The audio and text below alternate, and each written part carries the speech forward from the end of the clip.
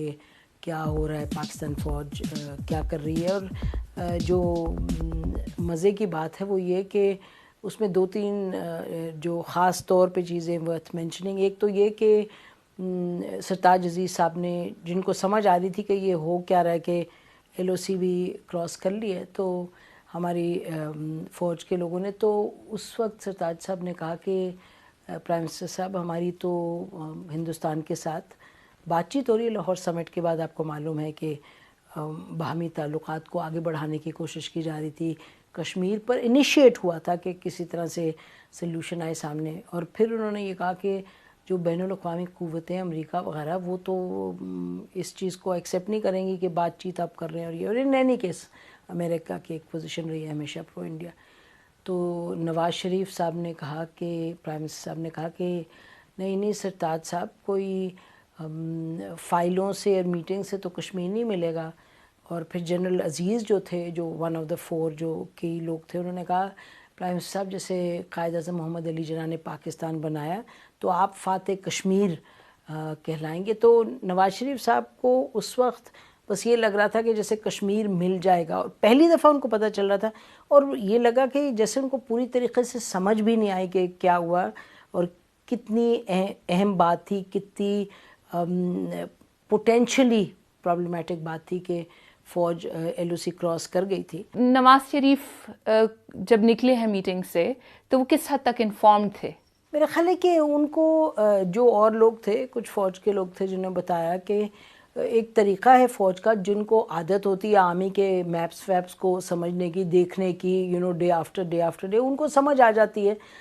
وہ ایسے میپس نہیں تھے کہ نواز شریف صاحب پورے طریقے سے سمجھ پائے. اور ویسے بھی ان کے کانسنٹریشن سپین سب کو معلوم ہے کہ کم ہے. لیکن بہرحال یہ ان کو بتا دیا گیا تھا بعد میں کہ یہ ایل او سی کو کراس کر دیا. تو نواز شریف صاحب نے پھر جب جنرل مشرف نے کہا اگر آپ کہتے ہیں واپس آ جاتے ہیں، حالانکہ وہ ایک اور بات تھی کیونکہ اتنا تو چلے گئے ہوئے تھے آگے، تو پھر نواز شریف صاحب نے کہا نہیں، ڈیفنس سیکریٹری کو، جنرل افتخار کو کہا کہ دیکھیں یہ کس طرح یہ کہہ رہے ہیں میں واپس آ جاؤں گا. نہیں، ہم آپ کے ساتھ کھڑے ہوں گے، آپ چلیں آگے. تو پہلے سے نہیں معلوم تھا. یہ 2-3 واقعات ہیں، انسیڈنٹس ہیں جس کی طرف اشارہ کرتے ہیں لوگ جو کہتے ہیں کہ ان کو نواز شریف صاحب کو پتہ تھا. ایک وہ کہتے ہیں کہ جی جنوری میں گئے کیل، تو وہ تو ایک نئی سڑک بنا رہے تھے، اس پہ بریفنگ کے لیے گئے تھے. اس کے بعد مارچ میں ایک بریفنگ ہوئی جس میں کہ وہ یہ بات ہو رہی تھی کہ کشمیر کی جو موومنٹ ہے وہ ذرا تھم گئی ہے، تو اس کو کس طریقے سے ری ایکٹیویٹ کرنا ہے، اس کو کس طرح سے ریجوونیٹ کرنا ہے. اور پھر بیچ میں ایک اور میٹنگ ہوئی تھی کہیں، میرے خیال ہے گلگت یا کہیں، وہ بھی ایک اوور آل بریفنگ کے لیے، بارڈر وہ جو ایل او سی ہے اس سچویشن کو ڈسکس کرنے کے لیے.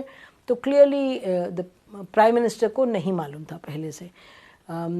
یہ اور بات ہے کہ ارادہ یہ تھا جب شروع میں آپریشن لانچ ہوا ہے کہ تھوڑا سا ایریا ہے کور کریں گے، تھوڑی سی پیکس لیں گے، کچھ ایسے پوائنٹس لیں گے جہاں سے کہ لے کشمیر ہائی وے جو ہے انڈین جو آکوپائڈ کشمیر میں، جہاں سے انڈین ٹروپس کا سپلائی جاتا ہے، تاکہ کچھ پیکس لے کے وہاں سے انٹرڈکٹ کریں گے، یعنی کہ اٹیک وغیرہ کریں گے تاکہ پھر وہ راستہ بند ہو جائے. پھر جو انڈین ٹروپس وہاں موجود ہیں لے میں، ان کو سپلائز نہ جائیں، پھر وہ حالات اتنے بگڑ جائیں کہ India would be forced to talk. اچھا، یہ ینگ سولجرز تھے. اور یہ جو کارگل میں سب سے جو امیزنگ چیز ہے جس پہ کہ آئی تھنک ایز پاکستانیز ہم بہت فخر بھی کر سکتے ہیں اور رنج بھی ہوتا ہے. فخر اس لیے کیونکہ جس طرح سے یہ نوجوان جو ٹروپس گئے تھے، جس طرح سے وہ بہادری کے ساتھ لڑے ہیں، اور 17-18 ہزار فٹ کی بلندی پر چٹیل پہاڑ پہ جا کے سردیوں میں جس طرح سے وہ لڑے اور جن حالات میں لڑے. لیکن پھر یہ کہ یہ بھی تو سوال اٹھتا ہے نا کہ کس لیے بھیجا تھا. بریفنگ کے بارے میں آپ نے کہا کہ میپس کچھ ایسے تھے کہ جو کہ فوجی کے لیے شاید سمجھنا آسان ہوتا ہے لیکن سیویلینز کے لیے اس کو سمجھنا سرتاج صاحب نے سمجھ لیا تھا نا. سیویلین کی بھی بات ہے، مطلب یہ نہیں تھا کہ کوئی چھپے ہوئی چیزیں تھیں، زیادہ کمپلیکیٹڈ تھے. لیکن پھر اگر آپ پرائم منسٹر ہیں تو آپ کو کمپلیکیٹڈ چیزیں سمجھ آنی چاہیے. زیادہ سرتاج صاحب سمجھ گئے تھے. اور لوگ جو وہاں تھے کچھ سمجھ گئے تھے، لیکن میرا خیال ہے کہ وہ نہیں سمجھ پائے ٹھیک سے، سینسٹیوٹی نہیں سمجھ پائے کہ یہ معاملہ سینسٹیوٹی یا کہ کتنا بھائی کراس اوور کر گئے ہیں، نہیں. لیکن میرا خیال ہے کہ اس کو میں زیادہ اتنی اس لیے اہمیت نہیں دیتی کیونکہ سرتاج صاحب نے تو کہہ دیا تھا نا کہ جی یہ جو ہو رہا ہے یہ اس کا اثر ہمارے پاکستان ہندوستان کی جو بات چیت ہے اس پر کیا ہوگا اور بین الاقوامی سطح پر کیا ہوگا. تو بریفنگ میں ہی انہوں نے کہہ ہاں دیا جی بالکل بریفنگ میں he said it very clearly انہوں نے کہا تھا. اور اسی بریفنگ میں پھر نواز شریف صاحب نے کہا تھا کہ جی یہ اس طرح کشمیر آپ کو بات چیت سے تو نہیں ملے گا، لیکن یہ وہ موقع ہے جب پہلی دفعہ نواز شریف صاحب کو پتہ چل رہا ہے. تو یہ نہیں کہ ان کو پہلے سے پتہ تھا کہ وہ he was part of it, نہیں. یہ یقیناً یہ جو 4 لوگ تھے، انہوں نے 4 جو جنرلز تھے، جو کلیک تھی، انہوں نے ایک پالیسی تھی حکومت کی اس وقت کہ جو لاہور سمٹ ہوا تھا کہ اس کے بعد پاکستان ہندوستان آپس میں کوشش کریں گے کہ مسائل کا جو حل ہے وہ تلاش کریں. اور سرتاج صاحب کی جسونت سنگھ صاحب کے ساتھ ان کے کاؤنٹر پارٹ میٹنگز ہو رہی تھی اس وقت اس زمانے میں. آپ نے کلیک کی بات کی، 4 جنرلز کا کلیک آپ نے کہا، بک میں بھی ذکر ہے. آپ کو لگتا ہے کہ آئی ایس آئی اور ایم آئی جیسے اداروں کے ہوتے ہوئے پاسبل تھا کہ یہ سارا کا سارا پلان جو ہے خفیہ رہتا؟ پاسبل اس لیے ہے، اچھا 2-3 چیزیں. ایک تو یہ کہ ایل او سی پہ ایکٹیویٹی ہوتی رہتی ہے، کبھی ہندوستان کرتا ہے وائلیٹ، کبھی پاکستان کرتا ہے، کبھی تھوڑا سا آپ آگے چلے جاتے ہیں، کبھی وہ تھوڑے سے آگے چلے جاتے ہیں. تو وہاں اسکرمشز دونوں سائڈ سے وہ ان یوزول چیز نہیں ہے. اچھا اب یہ کہ اگر آپ کے پاس جو 10 کور کے کمانڈر تھے جن کے انڈر یہ سارا ایریا آتا ہے، آپ right up to the L O C, اگر وہ اس میں انوالو تھے اور سی جی ایس انوالو تھے جو کہ اوور آل چیزوں کو دیکھتے ہیں، وہ انوالو تھے، تو اور ظاہر ہے جو ناردرن لائٹ انفنٹری وغیرہ کے اور جو ایف سی این اے کے تھے جنرل جاوید حسن، یہ لوگ انوالو تھے. تو آلریڈی یہ وہ لوگ تھے جو سب سے پہلے اگر موومنٹ زیادہ ہوتی ہے تو کلیئر بھی یہ کرتے ہیں اور ان کو پتہ بھی چلتا ہے. تو شروع کیا ایسے کہ جیسے کوئی it's not a big deal, پھر وہ چیز آگے بڑھتی چلے گی. اور ایم آئی جو ہمیں پتہ چلا کہ اس وقت ایم آئی کے 1-2 لوگوں نے آئیڈینٹیفائی بھی کی، بات بھی کی، ان کو کہا بھی گیا ٹو کامنٹ، تو انہوں نے کہا یہ چیز ٹھیک نہیں ہے، لیکن اس بات کو دبا دیا گیا کیونکہ آرمی چیف جنرل مشرف چونکہ ساتھ تھے تو وہ چیزوں کو اگنور کروا سکتے تھے. فوج میں اس وقت ریاکشن کیا تھا؟ اگر یہ صرف 4 جنرلز کو پتہ تھا، باقی لوگوں کو نہیں پتہ تھا، تو پھر ریاکشن کیسا آیا؟ جب پہلی مرتبہ 17 مئی کو پرائم منسٹر کو بتایا گیا، اس سے 1 روز پہلے 1-2 روز پہلے کور کمانڈر میٹنگ وغیرہ ہوئی تھی، پروموشن بورڈ ہوا تھا، تو کور کمانڈر میٹنگ میں پہلی مرتبہ جس میں پرنسپل سٹاف آفیسرز بھی تھے، جنرل مشرف نے بریف کیا تھا.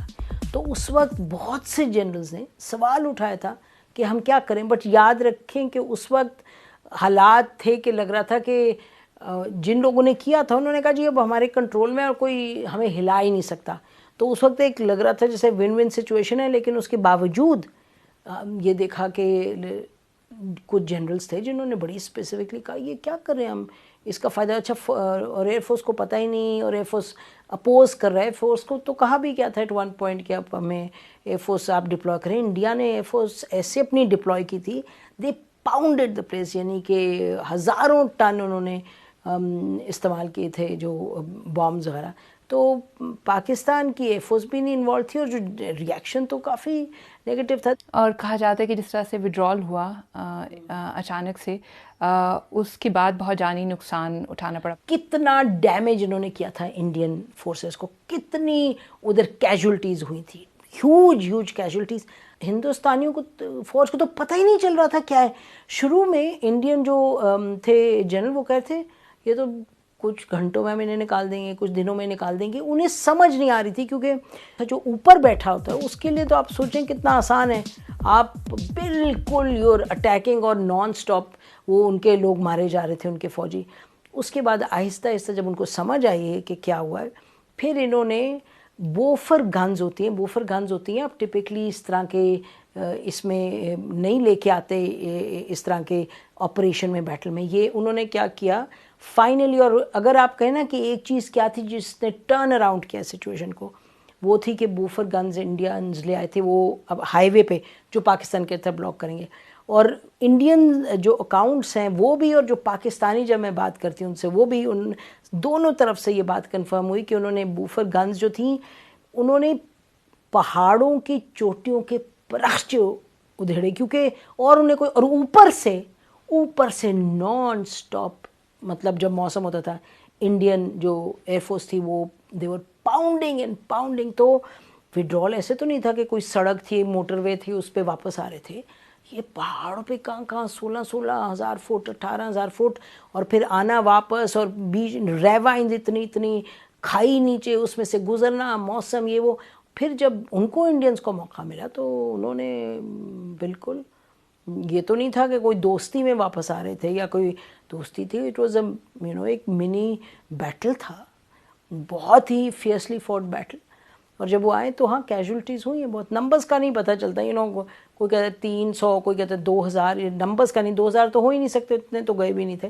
لیکن شہید ہمارے یہ فوج کی اپنے لوگوں سے میں بات کروں وہ کہتے ہیں کہ شاید ایسٹ پاکستان میں ہمارے اتنے نہیں شہید ہوئے جتنے یہاں شہید ہوئے. تو ایک بہت بہت بڑا بلنڈر تھا. آپ کا انالیسس کیا کہتا ہے کہ کارگل کیوں ہوا؟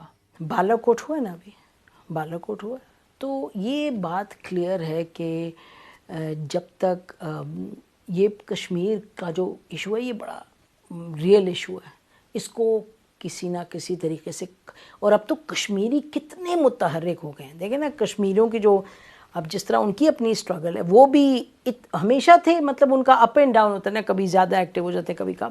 تو میں آپ کو یہ کہوں گی کہ بالا کوٹ آپ نے دیکھ لیا کہ پلوامہ بالا کوٹ نے یہ دکھا دیا کہ جب کشمیر کا مسئلہ اٹھتا ہے اور کشمیر جو ایشو ہے اس میں ہر چیز اس کے نتیجے میں ہوگی.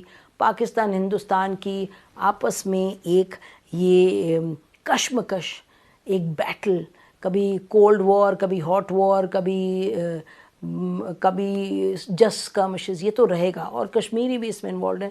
تو میرا خیال ہے ایک تو یہ وجہ ہے. دوسرا یہ کہ دیکھیے کشمیر تو ہے لیکن پھر سیاچن کا بھی ایک تھا مسئلہ, آپ کو پتہ ہے انڈینز آکیوپائی کر دی جو کہ دونوں ملکوں نے مل کے سیٹل کرنا تھا, بٹ انڈینز آکیوپائیڈ 84 میں.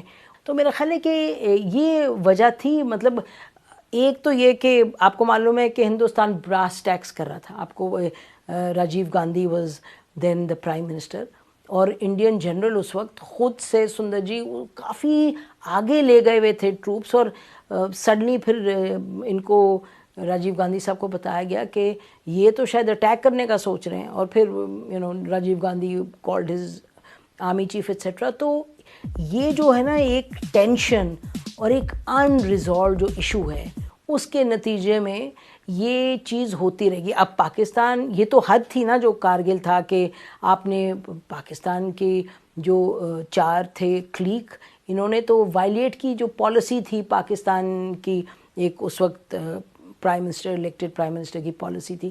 بالا کوٹ میں آپ نے دیکھا کہ کارگل کا بالکل 180 ڈگری اپوزٹ ہوا کہ پرائم منسٹر اور فوج اور آل دا آرمڈ سروسز چیفز وہ اکٹھے بیٹھے جب ہندوستان نے آ کے اٹیک کیا آپ کی ایئر اسپیس وائلیٹ کی, تو انہوں نے مل کے ایک بہت سوچی سمجھی سلجھی ہوئی اور سینسیبل رسپانس کیا.